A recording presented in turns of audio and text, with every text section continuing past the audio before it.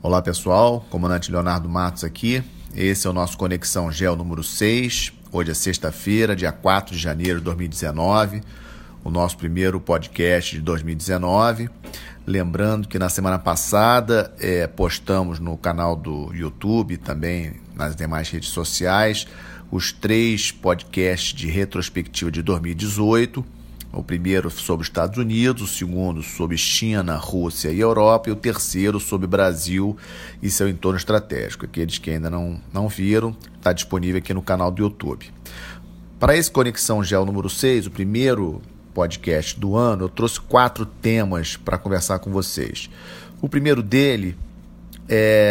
desses 4 temas é sobre a questão do Trump e a Síria. Houve um ligeiro recuo na posição do presidente norte-americano essa semana em relação à posição que ele tinha colocado antes do Natal e que acabou levando, inclusive, ao pedido de demissão do seu secretário de Defesa, o general Mattis.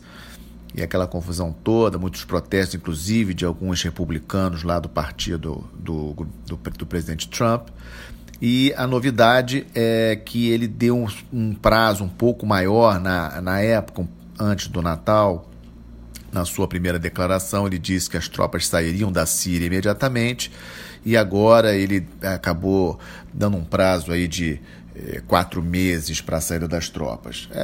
Elas continuam saindo da Síria, mas não naquela velocidade que estavam. Eu acho que o sinal disso aí é que os líderes republicanos que não gostaram da medida do Trump, principalmente da forma como ela foi feita, acabaram pressionando ele para que essa retirada não fosse assim tão rápida. Lembrando que essa questão da retirada das tropas dos Estados Unidos da Síria não quer dizer que as tropas vão sair do Iraque. Eu acredito que não devam sair do Iraque. Acredito que a saída das tropas do Afeganistão também seja uma questão de tempo. Acredito que dentro desses 2 anos aqui ainda tem desse primeiro governo do Trump, essas tropas também americanas também acabam saindo do Afeganistão. E o motivo é porque o Trump tem uma visão muito business da coisa, assim, né? A preocupação dele não é muito geopolítica, é mais negócio mesmo, números. E a Síria e o Afeganistão apenas acabam afundando, digamos assim, os recursos dos Estados Unidos. O Iraque não, porque o Iraque tem muito petróleo e algumas empresas norte-americanas lucram efetivamente pela presença e a influência relativa que os Estados Unidos ainda possuem no Iraque. Já no Afeganistão e na Síria não era bem assim. No Afeganistão e Síria a ideia é geopolítica. Eu avalio que o Trump, em relação ao Afeganistão, já esteja pensando em deixar a bola para uma China da vida, de repente. Não descarto uma China começar a crescer o seu interesse em treinar as tropas do governo afegão e capacitar o governo afegão, porque para a China não interessa a presença de grupos terroristas e grupos extremistas perto da sua fronteira. Lembrando que aquela província a oeste da China, a província de Xinjiang, é uma província de maioria uigur, que é uma etnia mais turca, de uma linha turca, e não Han, né, que é a etnia principal dos chineses. Então, essa questão do terrorismo islâmico também preocupa a China. Não descarto muita possibilidade da China começar a entrar no Afeganistão se realmente os Estados Unidos sair como está previsto. E em relação à Síria, eu não acredito num grande aumento da presença da Rússia lá, não. A Rússia já tem uma boa relação com o governo da Síria em termos de venda de armas. Tem realmente o interesse da Rússia em relação à base naval de Tartus, que é a única base naval que a Rússia possui fora do território russo. É uma base importante, porque é uma base que fica no mar Mediterrâneo. Para os russos é uma base interessante, mas eu acho que fica só nisso. Assim que os Estados Unidos começarem efetivamente a tirar suas tropas de lá, eu acredito que os russos devam diminuir bastante a sua presença em território sírio.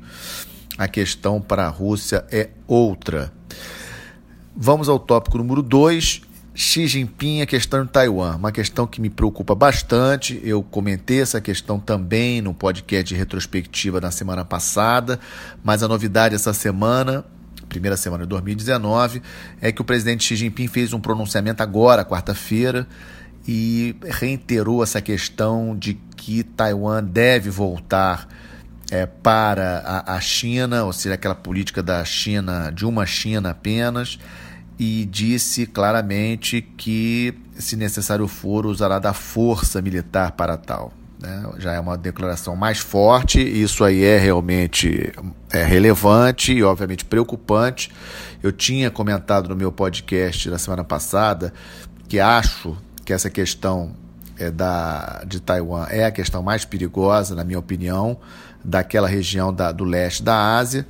E o Xi Jinping deixou isso bem claro no seu discurso essa semana, quarta-feira agora, lá em Pequim. Então é uma questão também a ser bastante acompanhada, e essa questão ela na minha opinião, mais perigosa do que o próprio Mar do Sul da China, aquela questão daquelas ilhas que a China aterrou no Mar do Sul da China, que os Estados Unidos reclama e tem mandado navios para lá, etc. Eu tenho falado que acho a questão de Taiwan mais perigosa, porque Taiwan não é um país comum, não é um país pequeno, tem uma população bastante razoável, uma economia também bastante razoável, também tem forças armadas. Atualmente no poder em Taiwan, o partido político que está no poder em Taiwan, ele é contra a China, ele é contra a união com a China, e é interessante a gente acompanhar bastante essa situação, porque em janeiro de 2020, janeiro do ano que vem, ocorrerão as eleições presidenciais em Taiwan. Então eu acho até que o Xi Jinping, ele na verdade fez esse discurso já para começar o ano tentando fustigar o governo da Tsai, que é a presidente de Taiwan, e tentar enfraquecer o partido dela para essas eleições de janeiro do ano que vem. O partido da oposição lá em Taiwan é um partido favorável à aproximação com a China. E eu falo muito que considero essa questão uma questão sensível, até porque os Estados Unidos possuem um acordo de defesa com Taiwan. Então, acho que essa é uma questão bastante sensível, porque quando o Xi Jinping fala que vai usar a força em relação a essa unificação, ele, obviamente, se isso acontecer, os Estados Unidos, teoricamente, vai ter que fazer alguma coisa para defender Taiwan. Lembrando aos amigos que os Estados Unidos possuem a sede da 7ª Esquadra Americana no Japão, bem perto de Taiwan. A 7ª Esquadra Americana, inclusive, tem porta-aviões como seu navio Capitânia, seu navio principal. Então é uma esquadra bastante forte, bastante armada, mas obviamente que o poder chinês naquela região é bastante elevado. Eu já comentei em outros podcasts que acho que se a China realmente quiser invadir militarmente Taiwan, os Estados Unidos, logicamente que eu não estou falando aqui de uso de armas nucleares, porque eu não avalio que os Estados Unidos fosse defender Taiwan usando armas nucleares, porque sabe que a China também pode retalhar, mas em termos de forças convencionais, eu não acredito que os Estados Unidos consiga impedir uma invasão da ilha pela proximidade de Taiwan em relação à China continental. Então esse ponto é um ponto bastante preocupante e foi um discurso essa semana, na quarta-feira, do presidente Xi Jinping. É uma novidade para nós acompanharmos. O terceiro assunto que eu trago para vocês, também um assunto que temos acompanhado nos últimos podcasts, que é a questão da Ucrânia. Lembrando que nessa semana agora, a Rússia declarou que terminou, digamos assim, a proteção física, digamos assim, as barreiras físicas entre o território da Crimeia e o território ucraniano. E lembrando que aqueles marinheiros, aqueles militares da Ucrânia que estavam nos 2 navios que foram apresados pela Marinha Russa no início de dezembro, continuam presos. A situação não foi alterada. Apenas trago como ponto importante para esse início de ano, porque teremos eleições presidenciais na Ucrânia agora em março, no final de março.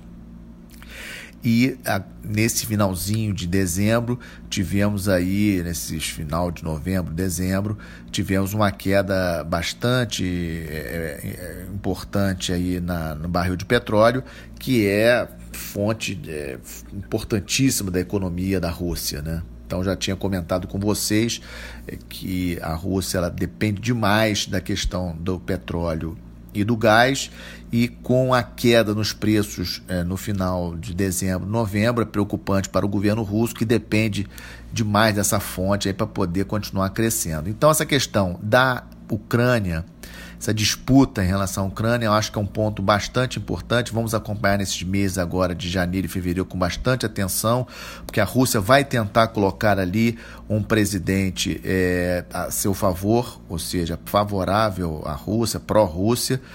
Vamos lembrar que a grande preocupação na Rússia, na verdade, é a proteção do seu próprio território, porque quando caiu a União Soviética em 91, aqueles países todos que eram pró-Rússia, pró-União Soviética ali, tipo Lituânia, Estônia, Letônia, Polônia, Romênia, todos os países hoje fazem parte da OTAN.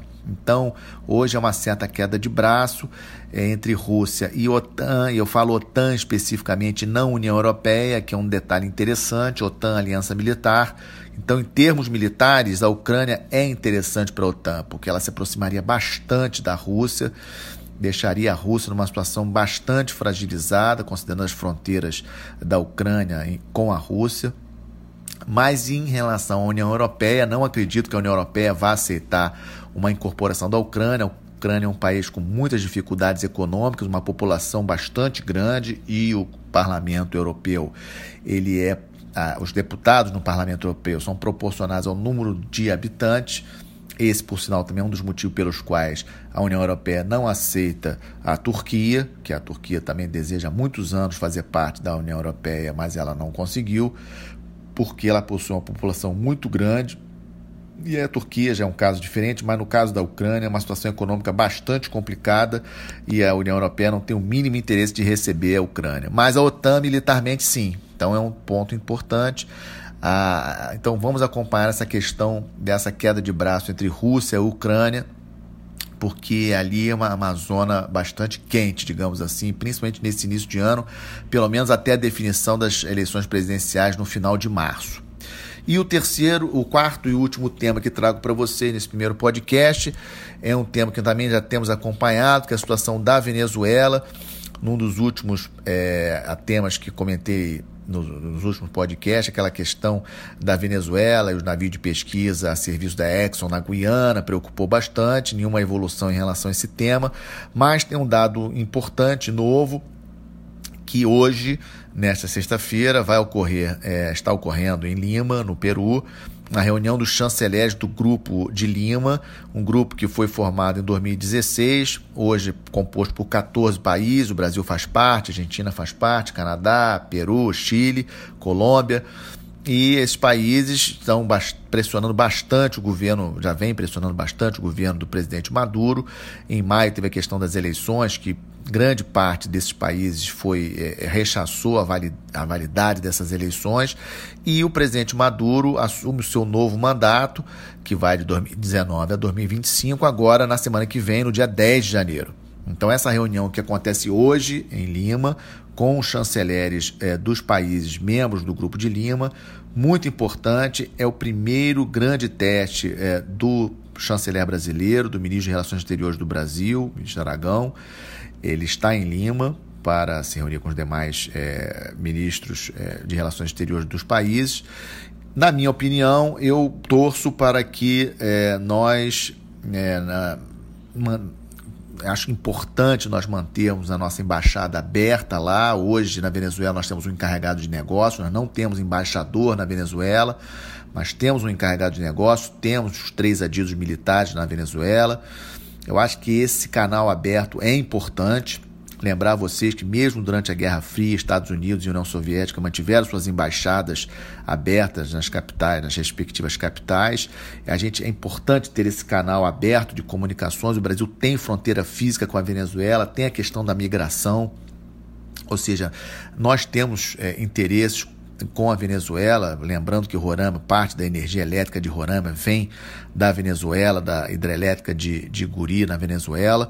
Ou seja, eu acho que o rompimento pleno com o governo Maduro, retirando nossas relações, rompendo relações diplomáticas e fechando a nossa embaixada em Caracas, acho que seria um movimento exagerado, e não vejo esse como sendo o caminho em relação a pressionar o governo do Maduro para dar condições mais democráticas ao país. Vamos aguardar. E esse é o ponto mais importante, digamos assim, até da semana. Para o Brasil, com certeza, é o ponto mais importante. Os outros pontos que comentei, o Trump e a Síria, a retirada das tropas é um tema importante, a declaração do Xi Jinping essa semana em relação a Taiwan também, e obviamente a situação lá da Ucrânia e do Putin, mas para o Brasil nada mais importante em termos de relações exteriores no momento do que a questão da Venezuela, vizinho nosso, um país com maiores reservas de petróleo do mundo, e é muito importante nós definirmos esse posicionamento em relação à Venezuela. Bom, esse foi o nosso podcast Conexão Geo número 6, primeiro podcast do ano. Desejo a todos um bom final de semana, uma boa semana, e nos falamos na próxima sexta-feira. Obrigado.